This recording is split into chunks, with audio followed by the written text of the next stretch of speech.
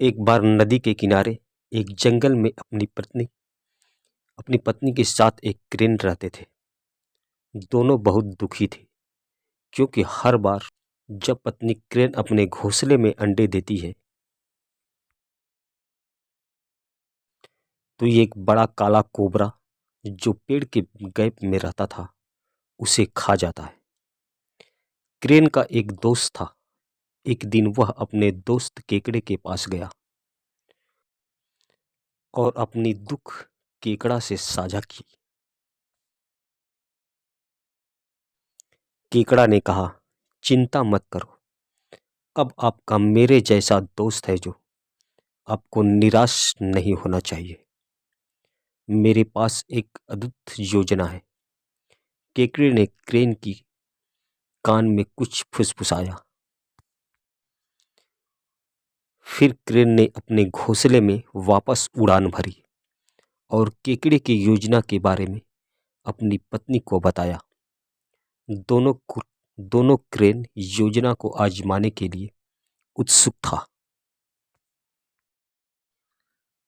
फिर क्रेन नदी के किनारे गया और मछलियां पकड़ने लगी। उसने कई छोटी मछलियों को पकड़ा और उस छेद के पास ले गया जिनमें एक नेवला जीव रहता था। उसने छेद के मुहाने पर एक मछली गिरा दी। फिर उसने एक और मछली ली, उसे पहले वाले से थोड़ी दूर गिरा दिया। उसने मछलियां का एक रास्ता बनाया जो उस पेड़ की ओर जाता था जहां उसका घोंसला था। फिर नेवला मछलियों को खाने के लिए छेद से बाहर आ गया और जल्दी से एक मछली खा लिया। उसके बाद उन्होंने मछलियों का पीछा किया। जैसे ही वह उस पेड़ के पास पहुंचा, वहां क्रेन और सांप रहते थे। वहां रास्ता खत्म हो गया और मछलियां ना मिलने पर उसने इधर उधर देखा। अचानक वहां मछलियां ढूंढते ढूंढते काले कोबरा के पास आ गया। नेवला को देखकर कोबरा ने अपने जीवन की लड़ाई लड़ी। दोनों लंबे समय तक लड़े। अंत में नेवला ने सांप को मार दिया। वे क्रेन जो अपने घोंसले से लड़ाई देख रहे थे, वह दोनों राहत की सांस ली। फिर अगले दिन नेवला ने भोजन मिलने की उम्मीद से उसी रास्ते से चलना शुरू कर दिया।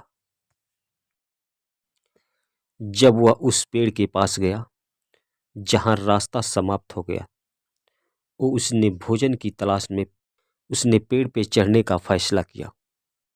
नदी के किनारे पे जो क्रेन थी, वह पेड़ पर चढ़े हुए नेवला को खोजने के लिए वापस लौटी। अपने घोंसले में देखते वह पता चला कि इस बार भी उनके सभी अंडे खा गए थे। क्रेन ने अपनी पत्नी से कहा, हम एक दुश्मन से छुटकारा पाने के लिए दूसरे को आमंत्रित किया। तो दोस्तों, ये कहानी आपको कैसी लगी कमेंट में हमें ज़रूर बताएं। और अगर जो हमारे चैनल पे आप नए हैं तो चैनल को लाइक और सब्सक्राइब जरूर करें। फिर मिलते हैं ऐसे और एक नेक्स्ट कहानी के साथ। तब तक के लिए जय हिंद, जय भारत।